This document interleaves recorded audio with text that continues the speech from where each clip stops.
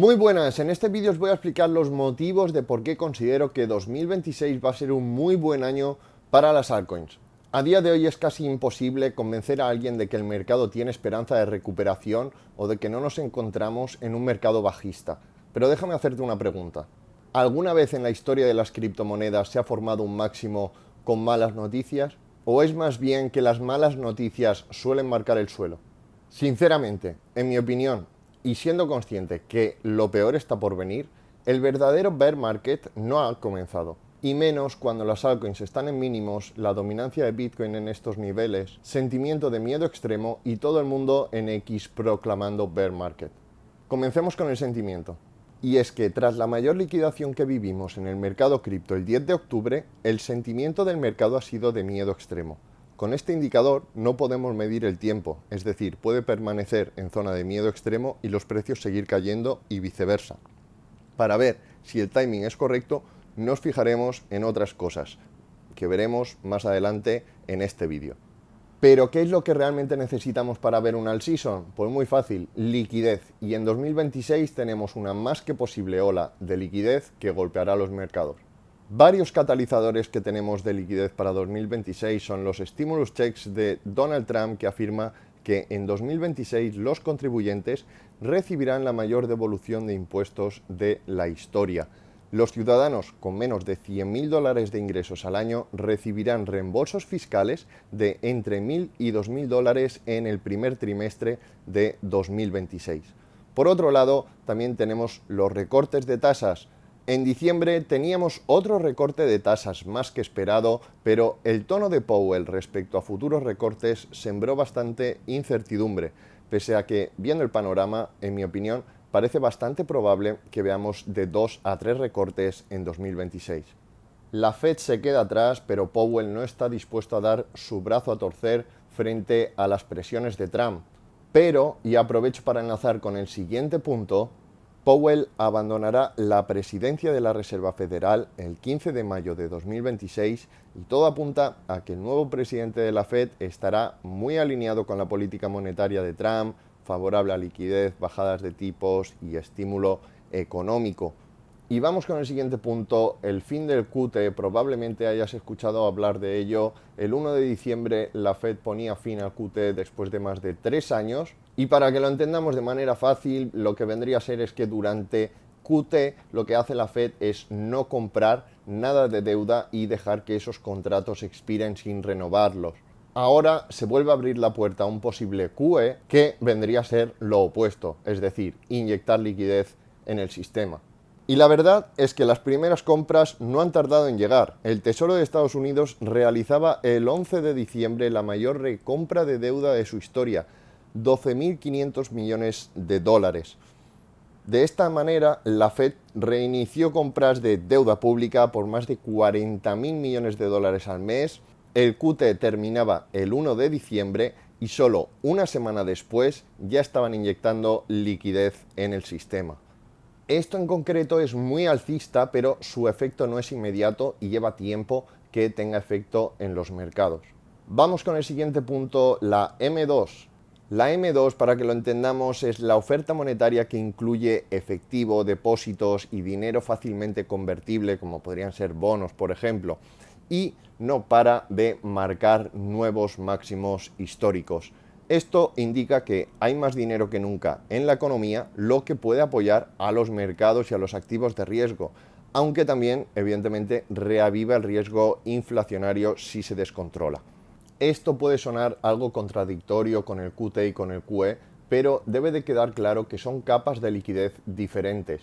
La clave no es cuánta liquidez existe, sino dónde está ese dinero y si realmente fluye hacia los mercados.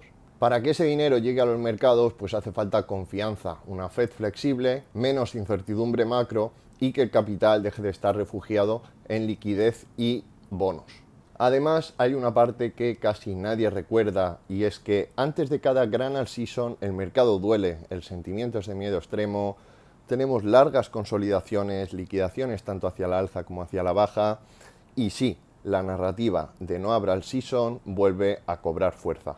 Y para ir acabando también os voy a dejar una imagen muy interesante la cual es una representación clásica de los ciclos económicos. Como podéis ver en la parte izquierda os indica varias letras. Comencemos por la A, años de pánico y correcciones fuertes; B, años de bonanza y precios altos, momentos de vender; y C, años duros, precios bajos y mejores oportunidades para comprar. Es una forma antigua pero bastante visual de entender cómo se mueve el dinero en grandes ciclos, alternando diferentes fases de miedo y euforia. ¿Y qué tiene que ver esto con hoy? Bueno, pues si lo extrapolamos al ciclo actual, encaja perfectamente con lo que estábamos comentando. 2024 y 2025, años de transición, y 2026, entrada masiva de liquidez. Justo cuando todos los bancos centrales empiezan a abrir el grifo, la M2 global sube, termina el QT, vuelven los estímulos, se prepara el periodo B del ciclo, el de expansión, el de riesgo y el de explosión. Como ya hemos visto en el pasado, cuando la liquidez global golpea los mercados, los activos de riesgo se vuelven mucho más atractivos, y aquí, en ese escenario, es cuando las altcoins comienzan a multiplicar.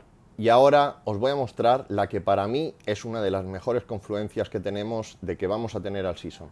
Comenzamos rápidamente con la gráfica de Bitcoin. No me voy a enrollar demasiado, ya que nos vamos a quedar en el plazo semanal. Podemos apreciar una clara estructura alcista respetando el bajo anterior y, en mi opinión, no tenemos de qué preocuparnos. Vamos a seguir con otra de las gráficas claves para la alt season, y es la que enfrenta a ETH contra Bitcoin, la cual tiene toda la pinta de estar a punto de crear un claro cambio de estructura, como podemos apreciar en el plazo semanal. Actualmente rechazando línea de tendencia, en niveles retroceso FIB del último bajo más significativo al último alto más significativo, y esto tiene todos los números a ir a buscar la siguiente zona de resistencia, y pasando por encima de los 0.04, ir a buscar la zona de los 0.05 más pronto que tarde. Y ahora vamos con la gráfica de la dominancia de Bitcoin. Como podemos apreciar, nunca en la historia del mercado cripto ha comenzado un bear market cuando Bitcoin ha estado en estos niveles de dominancia, cerca del 60%, y además teniendo a la gran mayoría de altcoins en mínimos o cerca de mínimos históricos. Por tanto, en mi opinión, esta es una de las mejores confluencias que podemos tener, ya que no tiene ningún sentido que comience un bear market con la dominancia de Bitcoin en estos niveles y con las altcoins prácticamente en mínimos.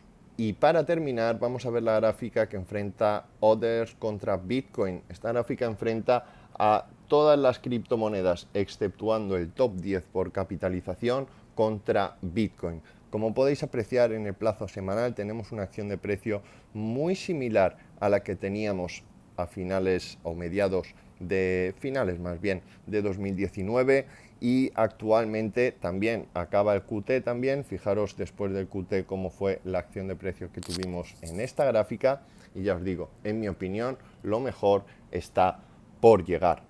Y ya para despedirme, te quiero hacer una pregunta. ¿Recuerdas cuando soñabas tener estos precios, poder comprar en estos precios?